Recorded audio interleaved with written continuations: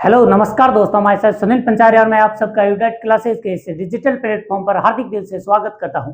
दोस्तों, हम हमारी इस इंडियन पॉलिटी से रिलेटेड पहल को और आगे बढ़ाते हैं, जिसके अंदर हमने जो प्रत्येक टॉपिक के बारे में थोड़ी चर्चा करनी शुरू की थी, उस पहल के तहत आज का हमारा जो टॉपिक रखा गया है उसका नाम है बजट। यानी कि बजट जो कि भारतीय संविधान के अनुच्छेद 112 के अंदर वर्णित है और उससे रिलेटेड कुछ अनुच्छेद और उनमें लिखे गए कुछ टर्मिनोलॉजी के बारे में आज की हमारी चर्चा रहेगी। और कोशिश यही रहेगी कि आपको इनमें कोई प्रकार का कंफ्यूजन ना रहे। जितनी मेरी समझ है उसके हिसाब से मैं आपके कॉन्सेप्ट क्लियर करने के लिए यहाँ पर चर्चा करने के मकसद के साथ आज की ये क्लास ली गई है। इसके अंदर हम बजट के पारित होने की प्रक्रिया के बारे में फिलहाल वर्णन नहीं करेंगे। आज का हमारा जो मकसद है वो आर्टिकल 112 से लेकर 116 तक के जो अनुच्छेद हैं, जो कि भारतीय संविधान के बजट से संबंधित हैं, इनके बारे में प्रत्येक अनुच्छेद के अंदर जो टर्म यूज हुआ है उसको एक्सप्लेन करने का प्रयास किया जाएगा। तो आइए बिना समय गंवाते हुए आज की हमारी इस क्लास को आगे बढ़ाते हैं। तो बजट जो कि भारतीय संविधान के अनुच्छेद 112 के अंदर वर्णित है, भारतीय संविधान के अनुच्छेद किसी भी अनुच्छेद के अंदर बजट शब्द का उल्लेख नहीं है। तो भारतीय संविधान के अनुच्छेद के अंदर किस शब्द का उल्लेख हुआ है वो है वार्षिक वित्तीय विवरण। यानी कि संविधान इस शब्द को परिभाषित करता है, वार्षिक वित्तीय विवरण। यानी कि अनुच्छेद 112 कहता है कि ये राष्ट्रपति का कर्तव्य है कि वो भारत सरकार के तमाम ऐसे आय और व्यय के का विवरण प्रस्तुत करे। प्रत्येक वर्ष के वित्तीय राष्ट्रपति प्रत्येक वित्तीय वर्ष से संबंधित भारत सरकार के यानी कि भारत की संचित निधि पर आने वाले आय और खर्च होने वाले व्यय के बारे में विवरण दोनों सदनों के समक्ष प्रस्तुत करेंगे। यह आर्टिकल 112 कहता है। यानी कि ये किसका कर्तव्य है? ये राष्ट्रपति का कर्तव्य है। और हम जानते हैं बजट प्रस्तुत कौन करता है? वित्त मंत्री करते हैं। तो वित्त मंत्री को यह अधिकार कौन देता है? वित्त मंत्री को ये कहता कौन है कि आप बजट प्रस्तुत कीजिए? ये राष्ट्रपति का कर्तव्य है कि वो बजट प्रस्तुत करवाए। क्या बजट लोकसभा में ही प्रस्तुत होता है? जी नहीं, बजट दोनों सदनों के अंदर प्रस्तुत होता है। बाकी बजट एक प्रकार का मनी बिल है, इसलिए मनी बिल से रिलेटेड जो राज्यसभा की शक्तियां हैं उसके बारे में हम कल पिछले वीडियो के अंदर चर्चा कर चुके थे, तो आज उस पर जाने की जरूरत नहीं है। तो बजट एक प्रकार का मनी बिल है जो राष्ट्रपति को बाध्य करता है। कौन? भारत के संविधान का अनुच्छेद 112 कि भारत सरकार के यानी कि भारत की संचित निधि पर आने वाली टोटल इनकम, चाहे वो राजकोषीय हो या राजस्व हो, और जाने वाली खर्च चाहे वो राजकोषीय हो या फिर राजस्व व्यय हो, तमाम प्रकार के विवरण प्रस्तुत करें। अब जब बजट प्रस्तुत होता है इसके अंदर 3 प्रकार के विवरण दिए जाते हैं। पहला विवरण होता है कि आगामी वित्तीय वर्ष के बारे में अनुमानित आंकड़े। सबसे पहले देखते हैं कि एक वित्तीय वर्ष कौन सा होता है। एक वित्तीय वर्ष होता है 1 अप्रैल से लेकर 31 मार्च तक। हमारा वर्ष है वो 1 जनवरी से शुरू होता है, 31 दिसंबर तक चलता है। लेकिन हमारा जो भारत का वित्तीय वर्ष है वो वित्तीय वर्ष 1 अप्रैल से शुरू होता है, 31 मार्च तक चलता है।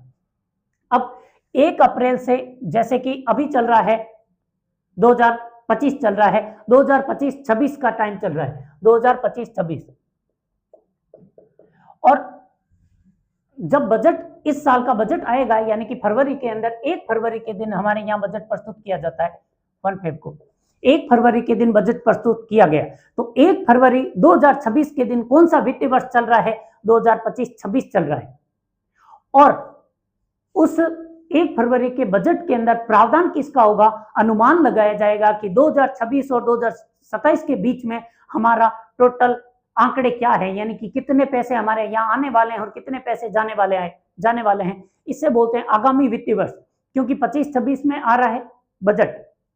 सॉरी, 1 फरवरी के दिन फिर 27 शुरू हो जाएगा, यानी 26 और 27 अभी चल रहा है 25-26, जैसे ही जनवरी आएगी 26 शुरू हो जाएगा, आगे वाला साल 27 है। तो बजट प्रस्तुत होगा 2026-27 का और उसके अंदर विवरण होगा 2026-27 का, उससे बोलेंगे आगामी वित्तीय वर्ष। और आगामी वित्तीय वर्ष के बारे में हमेशा अनुमान लगाया जाता है।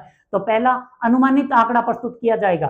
दूसरा चालू वित्तीय वर्ष, जैसे वर्तमान में कौन सा वित्तीय वर्ष चल रहा है? 2025-26। आगामी कौन सा है? 25-26-27।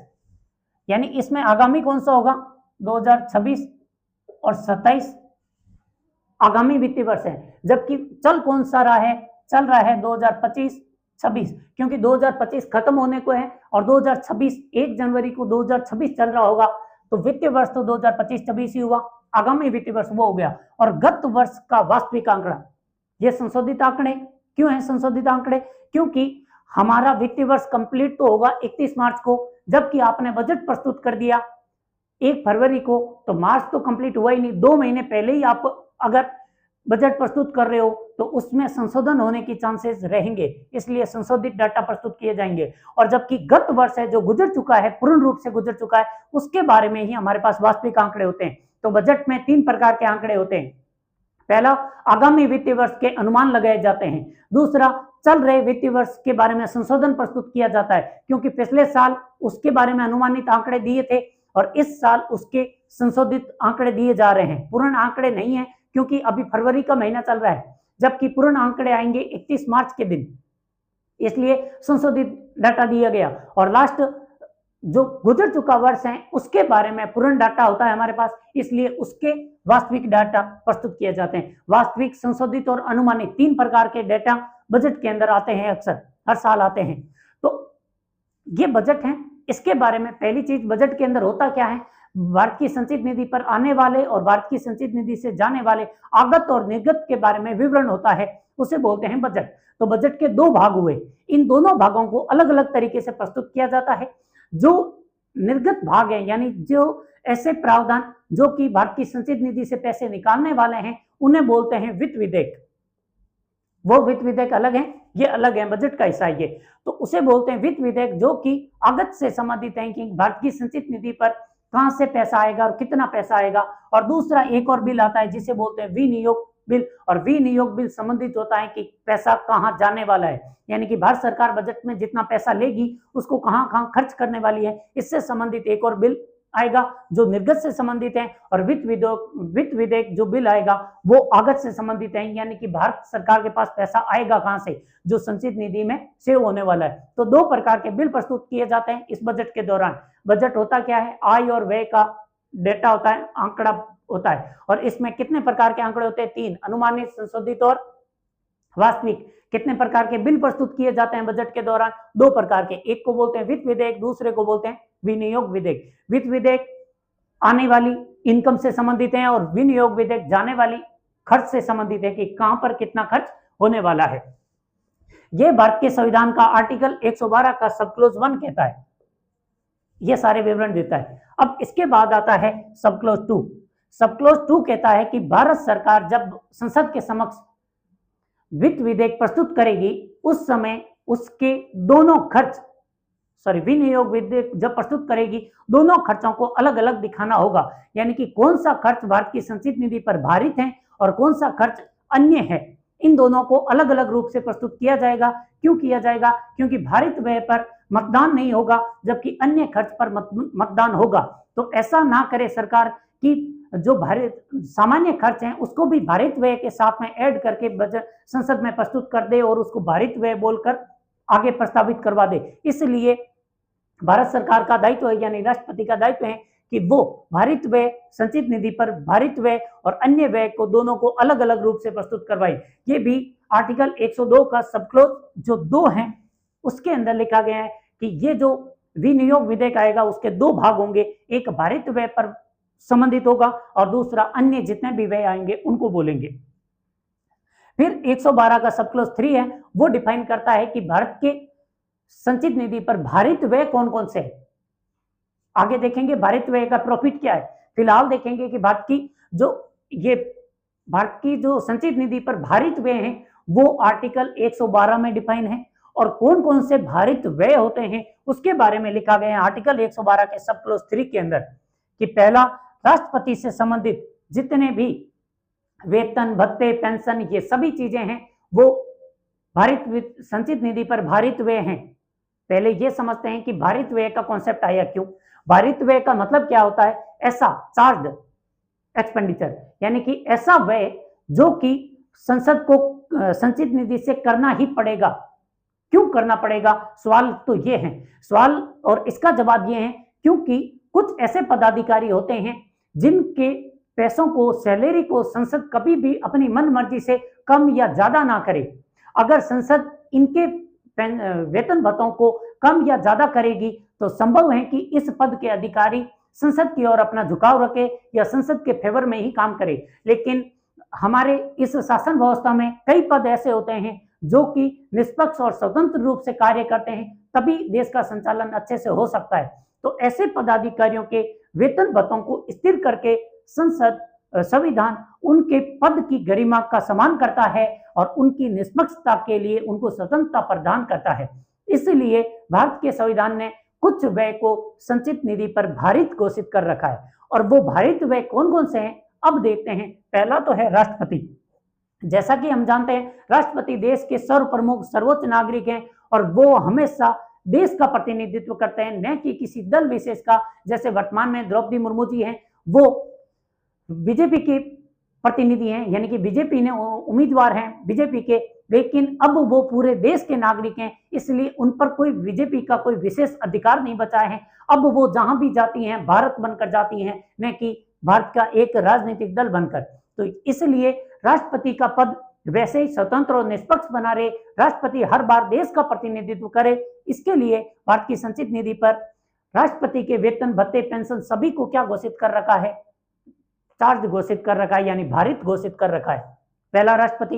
दूसरा देखते हैं, जितने भी पीठासीन अधिकारी होते हैं, लोकसभा के अध्यक्ष, लोकसभा के उपाध्यक्ष, राज्यसभा के सभापति, राज्यसभा के उपसभापति, इनके वेतन भत्तों को क्यों भारित कर रखा है? क्योंकि ये वो अधिकारी हैं जो कि सदन की बैठक को निष्पक्ष रूप से चलाते हैं। इनका झुकाव कभी भी किसी अपने दल की ओर ना हो जाए, इसके लिए इनके वेतन भत्तों को भी स्थिर कर दिया गया है, यानी भारित कर दिया गया है। अब इसका क्या प्रभाव होता? अगर ऐसा नहीं होता तो ये लोग अपने दल की ओर ज्यादा झुकाव रखते, और संभव है कि अगर ये अपने दल की ओर झुकाव रखते तो इनके कार्य प्रशासन की और जो संसद की कार्यवाही है उसके अंदर निष्पक्षता की भावना खत्म हो जाती। और ये निष्पक्षता की भावना ना हो, संसद हमारे देश का सर्वाधिक गरिमामय पद है और एक संगठन है, इसके अंदर निष्पक्षता और पारदर्शिता का होना बहुत जरूरी है। इसलिए पीठासीन अधिकारियों के वेतन भत्तों को भी भारित घोषित कर रखा है। तीसरा, भारत सरकार पर अगर कोई भी प्रकार का ऋण है, पहली चीज, भारत सरकार जो ऋण लेती है भारत की संचित निधि के बुनियाद पर लेती है, यानी कि संचित निधि को गिरवी रखा जाता है, ऐसा मानकर चले। तो जब संचित निधि पर ही कोई सरकार का ऋण है तो इसको चुकाने का दायित्व भी भारत की संचित निधि पर है, न कि सरकार पर। सरकार हो सकता है 5 साल में बदल जाए, लेकिन ऋण ऐसी चीज है जो कि भारत में जैसे ही कोई नई सरकार आएगी उसको अपने वो ऋण चुकाने पड़ेंगे। तो जितने भी भारत सरकार पर ऋण हैं वो सभी भारत की संचित निधि पर भारित होते हैं। और सिंपल सी बात है, सरकार कभी भी अपने पर्सनल हितों में, जैसे वर्तमान सरकार है, वो अपने पर्सनल हित साधने के लिए तो ऋण लेगी नहीं। उन्होंने अगर किसी विश्व बैंक से या किसी अन्य देश से ऋण ले रखा है तो वो देश के विकास के लिए ही था, और जब तक उनको जनता ने चुन रखा है तब तक वो देश के विकास का कार्य करेंगे। जैसे ही जनता ने नई पार्टी को चुन लिया तो इसका मतलब ये थोड़ी ना है कि उन्होंने जो विकास कार्य किया था वो सब कुछ रद्द करो और जो उन्होंने ऋण लिया था वो सब कुछ उनसे वसूल करो।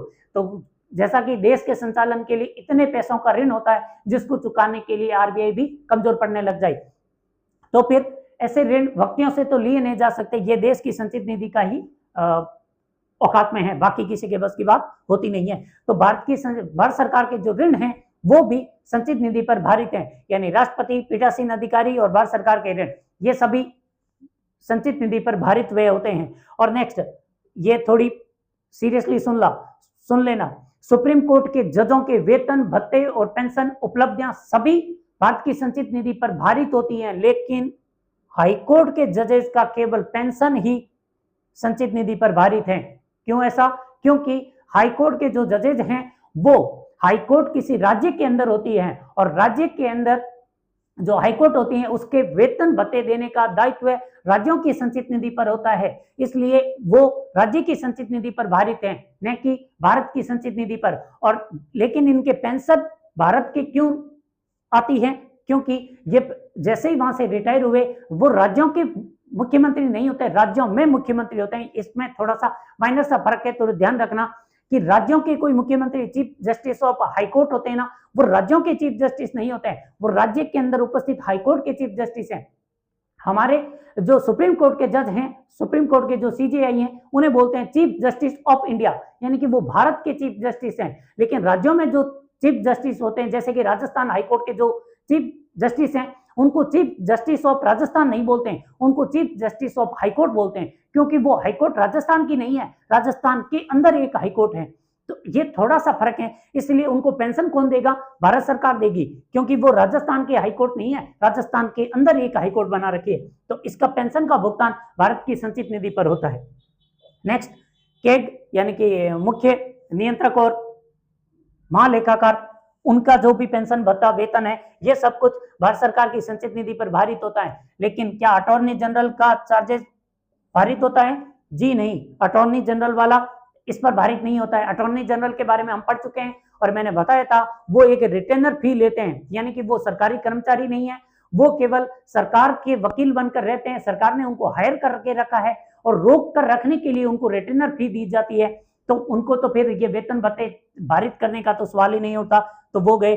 और फिर आता है न्यायालयों की डिक्री, यानी कि प्रत्येक न्यायालय जब भी किसी मामले की सुनवाई करता है, सुनवाई के बाद में एक डिक्री यानी एक आदेश जारी करता है। उस आदेश के अंदर अगर न्यायालय ने सरकार पर कोई जुर्माना लगा दिया, यानी कि सरकार ने या सरकारी संस्थान ने किसी व्यक्ति के साथ कुछ गलत कर दिया और मुआवजे की जरूरत पड़ी, मुआवजे ने अगर न्यायालय ने घोषणा कर दी कि इस व्यक्ति को मान लो कि 10 लाख रुपए का मुआवजा दिया जाए, तो ये मुआवजा अगर सरकार के खिलाफ केस था तो सरकार को देना पड़ेगा और ये सरकार पर भारित चार्ज है, यानी कि न्यायालय के आदेश को सरकार ऐसे दरकिनार नहीं करके चल सकती, तो ये भी डिक्री भी भारित चार्ज होती है। और अन्य है कि संसद किसी भी व्यय को भारित व्यय घोषित कर सकती है। यह भारत के संविधान का अनुच्छेद 112 का सब क्लॉज 3 डिफाइन करता है कि कौन कौन से ऐसे खर्च हैं जिनको भारत की संचित निधि पर भारित घोषित कर रखा है। थोड़ी इनके बारे में ध्यान रखना। और मोस्टली जो कंफ्यूजिंग लाइन है, जैसे कि हाईकोर्ट और अटॉर्नी जनरल, इनमें कंफ्यूजन हो सकता है, तो इनको थोड़ा विशेष ध्यान में रखना। और बाकी कोई भी अधिकारी हो, आप खुद सोच लेना कि क्या उनको स्वतंत्र रखना ज्यादा जरूरी है। अगर ज्यादा जरूरी है तो वो फिर इन्हीं में से होंगे। कौन कौन है? राष्ट्रपति हैं, पीठासीन अधिकारी हैं और जजेज हैं और न्यायालयों का डिक्री है। केक सबसे ज्यादा इंपॉर्टेंट है। फिलहाल हम आगे पढ़ेंगे, जब केक वाला टॉपिक आएगा तब समझ में आएगा कि केक इतना इंपॉर्टेंट क्यों होता है, इनको इतनी स्वतंत्रता की जरूरत भी क्यों होती है। ये तो अकेला आर्टिकल है 112 जो बजट को परिभाषित करता है, यानी वार्षिक वित्तीय विवरण को परिभाषित करता है। बजट के 2 भाग निर्धारित करता है, वित्त विधेयक और विनियोग विधेयक। वित्त विधेयक वो हैं जो कि आगत से संबंधित हैं, विनियोग विधेयक वो हैं जो कि निर्गत से संबंधित हैं। उसके बाद आर्टिकल 112 का सब क्लॉज 2 वो बताता है कि ये दोनों जो विनियोग विधेयक होगा उसके 2 भाग होंगे, एक भारित व्यय वाला और दूसरा अन्य खर्च वाला। और सब क्लॉज 3 डिफाइन करता है कि भारित व्यय कौन कौन से है। अब चलते हैं आर्टिकल 113 के अंदर। आर्टिकल 113 बताता है कि अनुदान की मांग, डिमांड फॉर ग्रांट।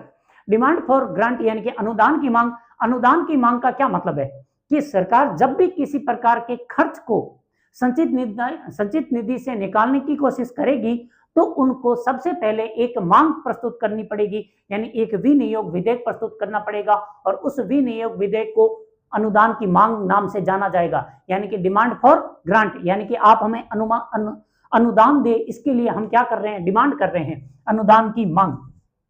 आर्टिकल 113 अनुदान की मांग को और उसकी प्रक्रिया को बताता है कि अनुदान की मांग किस तरीके से प्रस्तुत होनी चाहिए। तो देखते हैं आर्टिकल 113 के जो संविधान में क्या क्या वर्णन है। वो सबसे पहला कि जो आर्टिकल 113 का सब क्लॉज 1 क्या कहता है कि जो भी भारत की संचित निधि पर भारित व्यय हैं जिनको आर्टिकल 112 के अंदर डिफाइन कर रखा है, वो उस भारित व्यय को प्रस्तुत तो करो, क्योंकि आर्टिकल 112 का सब क्लॉज जो 2 है वो क्या कहता है कि आप विनियोग विधेयक जब प्रस्तुत करोगे, यानी वो विधेयक जो कि संचित निधि से खर्च करवाने वाला है, पैसा निकालने वाला है, जब आप उस वियोग को प्रस्तुत करोगे उसके अंदर 2 भाग होंगे। पहला भाग संचित निधि पर भारित व्यय वाला और दूसरा अन्य वाला। अब आर्टिकल 113 का सब क्लॉज 1 कहता है कि जो विनियोग विधेयक का भारित व्यय वाला पोर्शन होगा उसको आप बजट के साथ यानी लोकसभा में प्रस्तुत कीजिए। उसके बाद लोकसभा में उसकी चर्चा हो सकती है, लेकिन उस पर कभी भी मतदान नहीं होगा। कहीं ऐसा ना हो जाए कि आप लोग मतदान करके भारित व्यय को कम करवा दो, क्योंकि भारित व्यय पर मतदान होने का मतलब है संसद ने उस उसके विपक्ष में मतदान कर दिया। विपक्ष में मतदान करने का मतलब है भारित व्यय को समाप्त कर दिया। तो ऐसा ना हो इसके लिए आर्टिकल 113 का सब क्लॉज 1 कहता है कि आप भारित व्यय पर चर्चा कर सकते हो लेकिन मतदान नहीं कर सकते। ये बात स्पेशल थी आर्टिकल 113 के सब क्लॉज 1 की। भारित व्यय भी आएगा बजट लोकसभा में, लेकिन उस पर चर्चाएं होगी, लोग आपस में एक दूसरे को ताना मारेंगे, बताएंगे कि यार सुप्रीम कोर्ट के जज को इतने पैसे दे रहे हैं, फालतू के खर्चे करवा रहे हैं, और जबकि हमारे पक्ष में वो निर्णय नहीं देते। राष्ट्रपति के बारे में भी वो लोग बोल सकते हैं, लेकिन ध्यान में रखना केवल बातें करने से कुछ नहीं होता। आप वहां पर वोटिंग नहीं करोगे, जब तक आपकी वोटिंग नहीं होती तब तक संसद में आपका कोई खास इंपॉर्टेंस रहता नहीं है। तो वहां पर भारित व्यय पर तो कोई मतदान होने से रहा। अब दूसरी बात देखते हैं, आर्टिकल 113 का सब क्लॉज 2 क्या कहता है कि जब भी संचित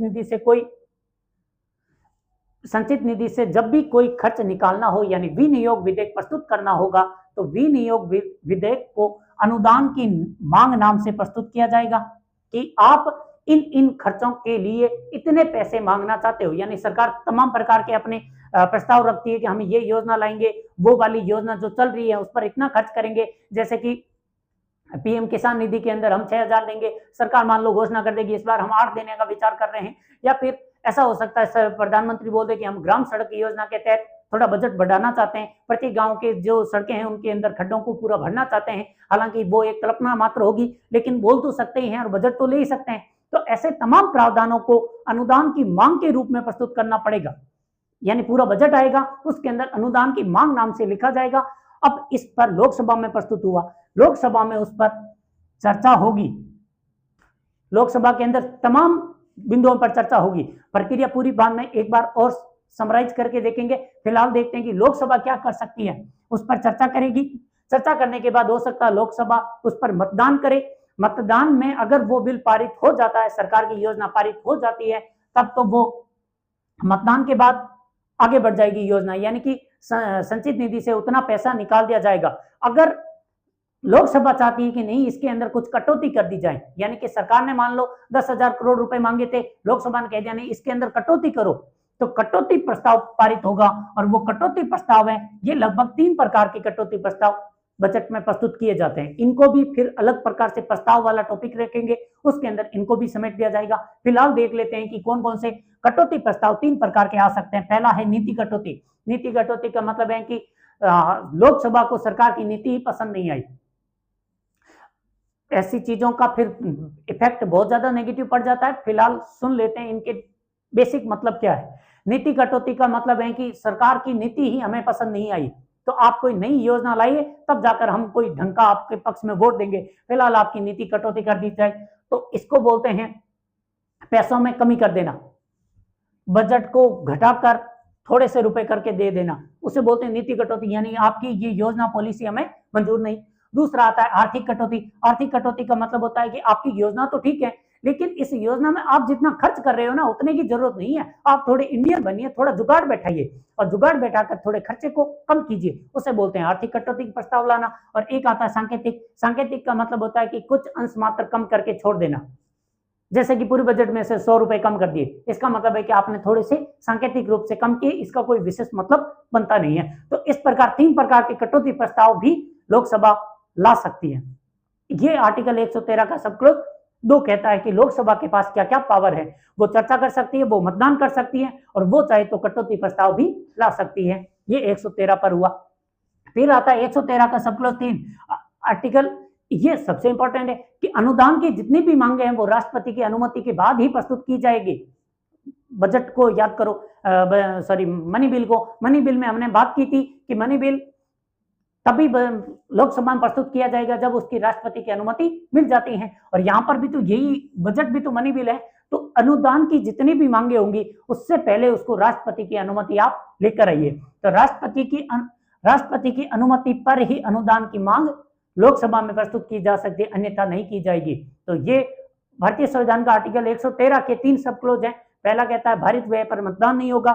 दूसरा कहता है कि लोकसभा के पास 3 पावर होगी, वो चर्चा करेगी, वो मतदान करेगी, वो कटौती प्रस्ताव भी कर सकती है। और तीसरा कहता है कि अनुदान की मांग राष्ट्रपति की अनुमति पर ही लोकसभा में प्रस्तुत की जाएगी। अब आता है आर्टिकल 114। आर्टिकल 114 एक्चुअल में बताता है कि विनियोग बिल का प्रस्तुत होना, यानी कि अभी तक प्रस्ताव आ रहे थे, इसमें लोकसभा को क्या शक्ति थी हमने देखी, और राज्यसभा को तो धन विधेयक पर कोई विशेष शक्ति होती नहीं है, तो उसे छोड़कर चलते हैं। उसके बाद आता है जो विनियोग विधेयक आता है, वो यानी कि जब संचित निधि से यहाँ चर्चा होगी, सब कुछ हो गया, सब कुछ अनुदान की मांग पास हो गई और भारित व्यय वाला चर्चा होकर पास हो गया, उसके बाद सरकार एक विनियोग विधेयक प्रस्तुत करेगी। उस विनियोग विधेयक के तहत, विनियोग विधेयक के अंदर एक वो व्यय जो कि लोकसभा यानी कि बजट में लिखा हुआ था ना कि भारित व्यय और अन्य व्यय को अलग अलग रखो, दोनों को अलग अलग रूप से संसद से पारित करवाओ, क्योंकि भारित व्यय वाला तो ऑटोमेटिकली पास ही होता है, उसमें तो केवल चर्चा हो सकती है। और आपकी जो अनुदान की मांगे थी उस पर अगर लोकसभा ने मतदान दे दिया, मतदान के बाद अगर वो पास हो गई, तो दोनों खर्चों को जोड़कर बताइए कि संचित निधि से एक्चुअल में पैसा निकालना कितना है। जो पैसा निकाला जाएगा उस बिल को नाम दिया गया था विनियोग बिल। ये विनियोग बिल पारित हो गया, पारित होने का मतलब है संचित निधि से उतना पैसा निकल गया। अब निकलने के बाद, संचित निधि से निकल गया, ये पूरी प्रक्रिया फॉलो हो गई। प्रक्रिया फॉलो होने के बाद में आर्टिकल नंबर आता है 115, जो कहता है अनुपूरक मांग की, अनुपूरक यानी कि सप्लीमेंट्री ग्रांट। ये कब दिया जाता है? मान लो कि सरकार ने एक बार के लिए जितना पैसा ए स्कीम के लिए एक स्कीम लाई ए, और जिस पर 10,000 करोड़ का खर्चा सरकार ने मांगा था, और सरकार के मांगे हुए इस खर्च पर उन्होंने 10,000 करोड़ मांगा, लेकिन उस पर व्यय तकरीबन 15,000 करोड़ का आ गया। तो ये जो 5,000 करोड़ पैसा कम मिला था, इसको वापस मांगने के लिए जो सरकार है यानी राष्ट्रपति है, लोकसभा के अंदर एक और बिल, विनियोग बिल प्रस्तुत करेंगे, और इस पर ये आर्टिकल 113 वाली संपूर्ण प्रक्रिया वापस लगेगी, यानी लोकसभा में प्रस्तुत होगा, लोकसभा मतदान करेगी, मतदान करने के बाद वो बिल पारित हो जाएगा। पारित होने के बाद में वापस संचित निधि से जो 5,000 करोड़ रुपए कम मिले थे वो वापस निकालकर सरकार को दिए जाएंगे, और उससे बोलते हैं अनुपूरक। अनुपूरक मतलब सप्लीमेंट्री, सप्लीमेंट्री का मतलब जो कम पड़ा था उतना ही भुगतान एक्स्ट्रा करवा दिया जाता है। और अनुपूरक मांग के बारे में आर्टिकल 115 बताता है। उसके बाद आता है आर्टिकल 116। आर्टिकल 116 ये विषम परिस्थितियों की बात करता है। विषम परिस्थितियां कौन कौन सी? इसके अंदर 3 टर्म आते हैं, उनको थोड़ा ध्यान से देखना। पहला आता है लेखानुदान, वोट ऑन अकाउंट। लेखानुदान, वोट ऑन अकाउंट, इंग्लिश भी ध्यान में रखना क्योंकि ये सारे नाम फिर एक जैसे नजर आते हैं, इसलिए इनके इंग्लिश टर्म ध्यान से देख लो। वोट ऑन अकाउंट का मतलब हुआ कि जब बजट प्रस्तुत हुआ कब, 1 फरवरी को, और बजट पास होता है मई के महीने में, लेकिन 1 अप्रैल से हमारा वित्तीय वर्ष शुरू हो गया। वित्तीय वर्ष 1 अप्रैल और 2 मई, अप्रैल का महीना और मई का महीना, जो 2 महीने होते हैं, इन महीनों के दौरान तो बजट में बहस चलती रहती है। कभी ये इन जो समितियां होती है, समितियों के पास जाएगा, मंत्रालयों में बहस चलेगी, कई हो हल्ला मचेगा, कितना भी हंगामा होगा, लगभग 2-3 महीने तो बजट की प्रक्रिया में निकलते हैं। जब बजट की प्रक्रिया इतनी कठोर है, सरकार के पास जो अप्रैल का महीना और मई का महीना है, इस महीने के दौरान सरकार को तो तब भी खर्च तो करना ही पड़ेगा, क्योंकि सरकार पर कुछ खर्च राजस्व व्यय के रूप में होते हैं, जैसे कि सैलरी देना है। अब सैलरी वाले वेट थोड़ी ना करेंगे कि आपके बजट में वहां पर बहस चल रही है, उनको तो 5 तारीख से पहले सैलरी चाहिए तो चाहिए, अगर नहीं मिलती है फिर जानते हैं हम कि वो सड़कों पर आ जाएंगे हमारे कर्मी। तो ऐसे में सरकार को तो अपना जो शासन चलाना ही होगा, और शासन चलाने के उन 2 महीनों के लिए, जब तक बजट पारित ना हो जाए तब तक के लिए, कुछ ऐसी मांग है जिसको सरकार पहले ही ले लेती है। बजट का जो टोटल व्यय है, मान लो कि x रुपए हैं, जो टोटल बजट है इस बार का 40 लाख करोड़ का, 50 लाख करोड़ का, ऐसा कोई बजट है। इस बजट को खर्च कितने महीनों में करना है? इसे खर्च करना है 12 महीनों में। लेकिन हम जानते हैं कि बजट पारित होता है केवल 10 महीनों के लिए, क्योंकि मई का महीना तो ऑलरेडी आ चुका था और 31 मार्च के दिन वो लैप्स हो जाएगा, यानी कि जितना भी बजट था 31 मार्च तक सरकार ने खर्च किया तो ठीक, नहीं खर्च किया तो वो पूरा का पूरा वापस जितना बचा हुआ था, लैप्सेबल नहीं है, यानी कि वो लैप्सेबल है, यानी कि जितना बच गया वो पूरा का पूरा वापस आ जाता है संचित निधि में। इसलिए 12 महीनों में इसको खर्च करना था, जबकि खर्च करने के लिए टाइम तो 10 महीनों का ही बचा। इसलिए सरकार जो 2 महीने का बजट है, अप्रैल और मई वाला, इस बजट को इन चर्चाओं से पहले ही निकाल लेती है। और पहले निकालने वाली ये जो चीज है, इसे बोलते हैं लेखानुदान, वोट ऑन अकाउंट, यानी कि जो टोटल खर्चा है उस पर आप 6 माह का यानी कि 2 महीने का बजट पहले ही दे दीजिए। बाकी चर्चा करने के लिए आपके पास 10 महीने का बजट होगा, उस पर बहस करना जो भी होगा उसमें देख लेंगे, कम ज्यादा जितना करना है। लेकिन फिलहाल आप 2 महीने का बजट तो ऐसे ही दे दीजिए। इससे बोलते हैं लेखानुदान, यानी कि बजट की प्रक्रिया लंबी है। इस प्रक्रिया के दौरान शासन व्यवस्था चलाने के लिए जो डिमांड की मांग होगी उसको पारित कर दिया जाता है, और ये 2 महीने की होती है, इसलिए 12 में 2 का भाग दे तो 6, यानी कि बजट का जो छठा हिस्सा है, 1/6वां भाग है, वो इस लेखानुदान के तहत सरकार ले लेती है। ये आर्टिकल 116 का पहला टर्म बताता है लेखानुदान, वोट ऑन अकाउंट। इसका मतलब है बजट की प्रक्रिया चलने के दौरान सरकारी खर्च को निकालने के लिए सरकार द्वारा बजट का 1/6वां हिस्सा पहले ही निकाल लिया जाता है, जिसे बोला जाता है लेखानुदान। दूसरी बात, फिर आता है प्रत्यानुदान, वोट ऑन क्रेडिट। प्रत्यानुदान का मतलब है प्रत्यानुदान और अपवाद अनुदान, वोट ऑन क्रेडिट और एक्सेप्शनल ग्रांट। इनका मतलब है कि मान लो कि कोई आकस्मिक परिस्थिति आ गई जिसके बारे में बजट में कोई उल्लेख था ही नहीं, लेकिन परिस्थिति तो फिर भी आ गई, और अब जब जिस चीज के वजह से कोरोना अचानक आ गया था तो किसी को पता थोड़ी ना था कि कोरोना आने वाला है, हम पहले से ही तैयारी कर लें। तो ऐसी परिस्थिति में जब आकस्मिक परिस्थिति खड़ी हो जाती है तो सरकार को खर्च करने के लिए जो संचित निधि है, संचित निधि से संसद कुछ एक ब्लैंक चेक देती है, उसे बोलते हैं प्रत्यानुदान। वोट ऑन क्रेडिट, यानी कि भरोसे पर एक क्रेडिट दिया जाता है कि पैसे दिए जाते हैं कि आप पर हमें भरोसा है, आप इसका नाजायज यूज नहीं लोगे, जब आकस्मिक परिस्थिति आएगी तब इसका सही ढंग से उपयोग करोगे, अन्यथा जैसे ही 31 मार्च आएगी ये आपके पास दिया हुआ बजट वापस, जो पैसा है वो वापस संचित निधि में आ जाएगा। इससे बोला जाता है वोट ऑन क्रेडिट, यानी भरोसा करके एक ब्लैंक चेक दिया जाता है आकस्मिक परिस्थितियों से निपटने के लिए।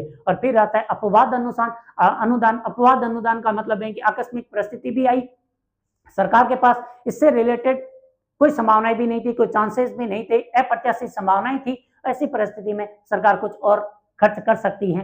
तो ये थे टोटल टर्म जिसके अंदर आपको अनुदान की मांग पता होनी चाहिए। डिमांड फॉर ग्रांट, एक आता है अनुपूरक मांग सप्लीमेंट्री डिमांड, एक आता है लेखानुदान वोट ऑन अकाउंट, एक आता है वोट ऑन क्रेडिट और एक आता है एक्सेप्शनल ग्रांट। ये 4-5 प्रकार के कुछ टर्म हैं, इनके बारे में ध्यान रखना। और भारतीय संविधान के अनुच्छेद 116 तक के जो प्रावधान थे इनसे रिलेटेड मैं जितनी कोशिश कर सकता था मैंने सिंपल लैंग्वेज में आपके साथ चर्चा करने की कोशिश की। आई होप कि आपका इनसे रिलेटेड अब कंफ्यूजन नहीं बचे होंगे। बाकी प्रैक्टिस करनी पड़ेगी, प्रैक्टिस कीजिए, कुछ एमसीक्यूज पर ट्राई कीजिए, कॉन्सेप्ट एकदम क्लियर हो जाएंगे।